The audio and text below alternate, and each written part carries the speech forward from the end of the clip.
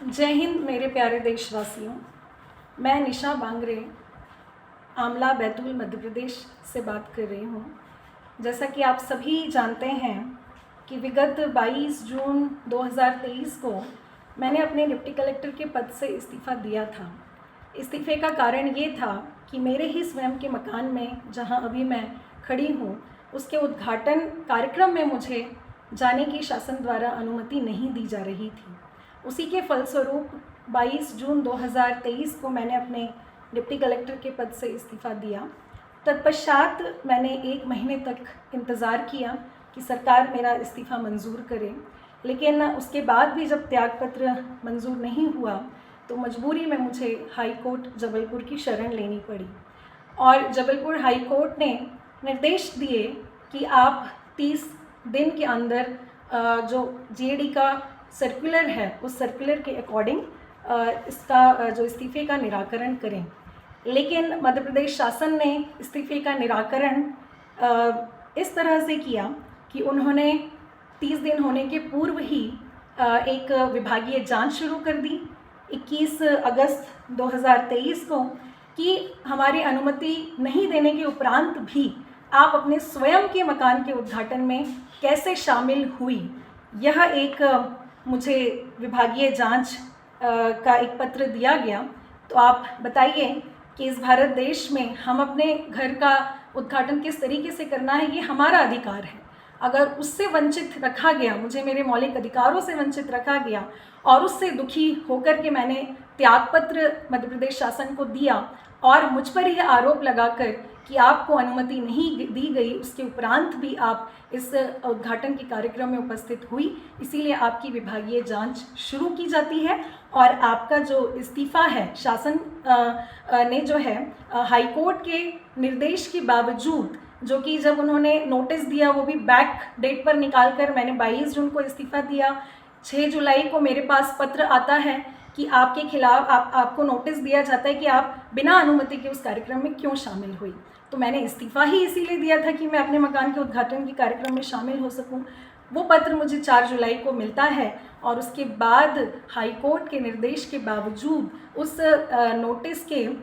लघु शास्ति को दीर्घ शास्ति में कन्वर्ट करके जो है मुझे ये 6 सितंबर 2023 को मुझे ये पत्र प्राप्त होता है, क्योंकि हाई कोर्ट मुझे जाना पड़ा और उनके डायरेक्शन के अकॉर्डिंग उन्होंने मुझे ये पत्र दिया 6 सितंबर 2023 को कि आपको अनुमति नहीं दी गई, उसके उपरांत भी आप इस कार्यक्रम में शामिल हुई। यह एक गंभीर तरह का कदाचरण है। अब आप ये बताइए कि अपने ही मकान के उद्घाटन में इस भारत देश की संवैधानिक व्यवस्था होने के बावजूद अगर ये गंभीर तरह का अनुशासनहीनता और कदाचरण है और शासन की अवहेलना है, तो भाई इस तरह की कदाचरण करने वाली महिला अधिकारी को आप मध्य प्रदेश शासन में क्यों रखना चाहते हैं। उन्होंने ये कहा कि विभागीय जांच संस्थित होने से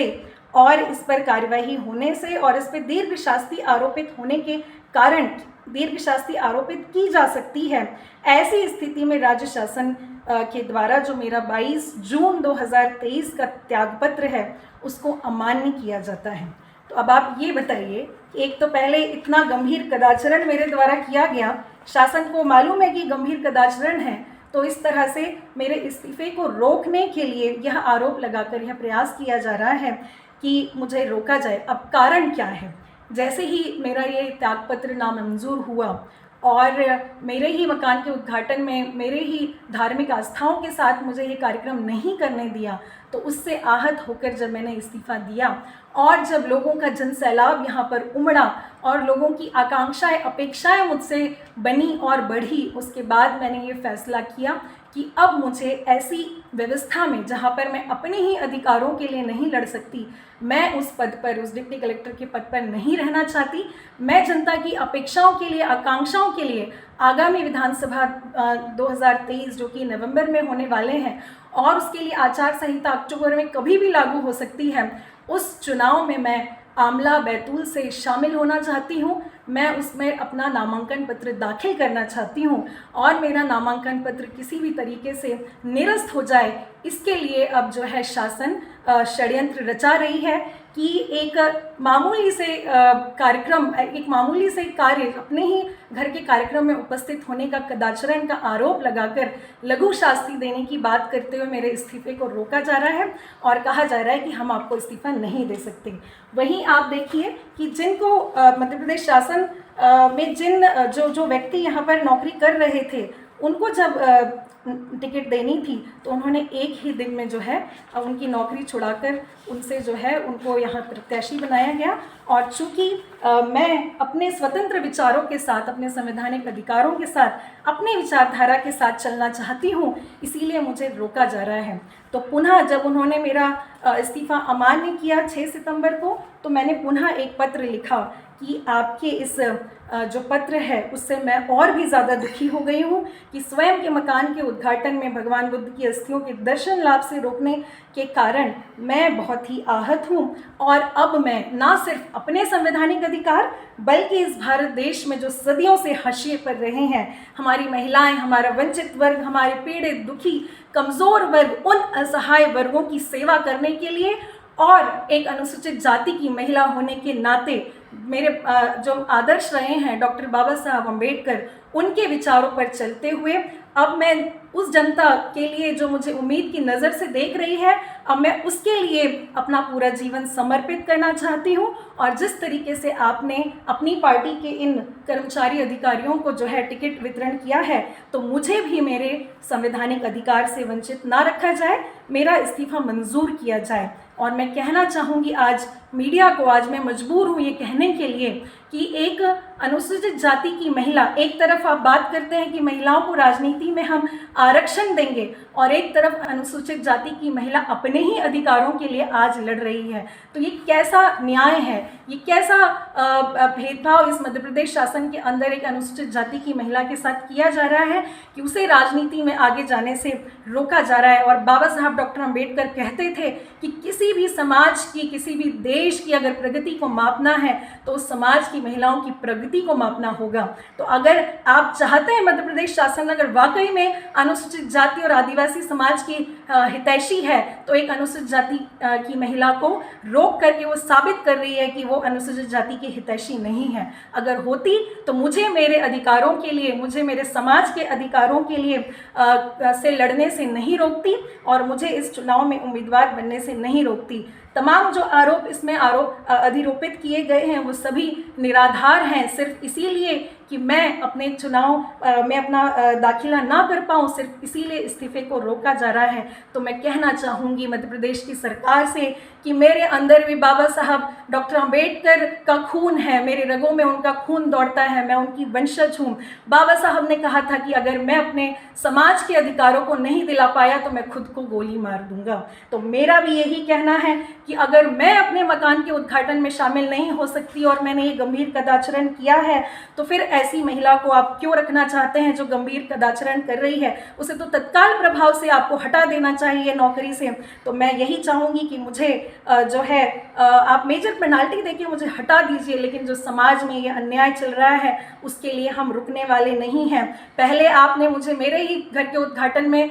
जाने से मेरे साथ डिस्क्रिमिनेशन किया और अब जब मैं नहीं चाहती नौकरी करना, मैं बोलना चाहूँगी मध्य प्रदेश सरकार को कि बंधुआ मजदूरी कब की ख़त्म हो चुकी है? मुझे क्यों आप बंधुआ मजदूर की तरह मध्य प्रदेश शासन में रखना चाहते हैं? अगर आप मुझे बंधुआ मजदूर की तरह यहाँ रखना चाहते हैं तो ये मेरे जीवन के साथ खिलवाड़ है, ये मेरे अधिकार के साथ खिलवाड़ है। इसीलिए जब आप एक पढ़ी लिखी महिला के साथ इस तरह का बर्ताव कर सकते हैं, जानबूझकर रोक सकते हैं, तो मैं ऐसी नौकरी कदापि नहीं करना चाहती। और मैं लड़ना चाहती हूँ उन महिलाओं के लिए, उन अनुसूचित जाति वर्ग के लिए, उस दबे पिछड़े वंचित कुचले समाज के लिए जो आज भी अपने अधिकारों के लिए लड़ रहा है। वो नहीं खड़ा हो सकता जब एक महिला, पढ़ी लिखी महिला के साथ मध्य प्रदेश शासन इस तरह का व्यवहार करती है। तो आप सोचिए कि एक कम पढ़े लिखे या अनपढ़ लोगों के साथ क्या व्यवहार होता होगा। तो अगर आज मुझे मेरे संवैधानिक अधिकारों से रोका जाता है तो मैं भी बाबा साहब की बेटी हूँ। मैं भी यही कहना चाहूँगी कि आने वाले चुनाव में मुझे दुनिया की कोई ताकत लड़ने से नहीं रोक सकती। मैं अपना नॉमिनेशन फॉर्म भरूंगी और मुझे विश्वास है इस भारत देश की न्यायपालिका पर, न्यायालय पर और चुनाव आयोग पर कि मेरी बिना गलती के, मेरी कोई गलती ना होने के बावजूद अगर मुझे सिर्फ और सिर्फ चुनाव लड़ने से रोका जा रहा है तो न्यायपालिका और चुनाव आयोग इसको संज्ञान में ले और मेरा नामांकन पत्र दाखिल करे, उसे स्वीकार करे। अगर नहीं स्वीकार किया जाता है तो मैं कहना चाहूँगी कि मैं नामांकन फॉर्म भरने के बाद, नॉमिनेशन फॉर्म भरने के बाद अगर मेरा नामांकन पत्र स्वीकार नहीं किया गया या मेरा इस्तीफा मध्य प्रदेश शासन के द्वारा स्वीकार नहीं किया तो फिर मुझे जीने का कोई अधिकार नहीं है। मैं भी आमरण अनशन पर बैठूंगी तब तक जब तक मेरा नामांकन पत्र जो है वो स्वीकार नहीं किया जाता चुनाव आयोग के द्वारा, बैतूल में रिटर्निंग ऑफिसर के द्वारा, तब तक मैं आमरण अनशन पर बैठूंगी। अन्न जल को त्याग करके मैं अपने जीवन का न्यौछावर इस देश के लिए और अपने समाज के लिए कर दूंगी और उसके लिए जिम्मेदार कोई और नहीं बल्कि मध्य प्रदेश शासन होगी। तो फिर इसीलिए मैंने ये 12/9/2023 को दोबारा सामान्य प्रशासन विभाग मध्य प्रदेश शासन को ये अपना पत्र लिखा है। चूँकि मैं आगामी विधानसभा चुनाव में अपने अधिकार और अपने समाज के और अपने देश के अधिकारों के लिए लड़ना चाहती हूँ, अपने देश के लिए अपना जीवन कुर्बान करना चाहती हूँ, देश के लिए जीना चाहती हूँ, इसीलिए मैं आने वाली विधानसभा चुनाव में त्याग पत्र दे करके जो है इसमें अपनी उम्मीदवारी रखना चाहती हूँ और मुझे अपने शासकीय दायित्वों से मुक्त किया जाए ताकि मैं अपने सामाजिक, पारिवारिक और जनता की आकांक्षाओं के दायित्व को पूर्ण कर सकूँ। तो मैं देख रही हूँ अगर नहीं होता है स्वीकार तो मैं यही कहना चाहूँगी कि मैं आमरण अनशन पर बैठूंगी और अपने शरीर का बलिदान मैं दे दूंगी तब तक जब तक मुझे चुनाव लड़ने नहीं दिया जाता। तो मैं बहुत दुखी और बहुत ही निराश मन से आज कह रही हूँ कि आज मैं लड़ रही हूँ अपने अधिकारों के लिए और लड़ना चाहती हूँ अपने समाज के, अपने देश के उन वंचित वर्ग के लिए जिनके अधिकार आज भी नहीं मिले हैं। बहुत बहुत धन्यवाद। जय हिंद।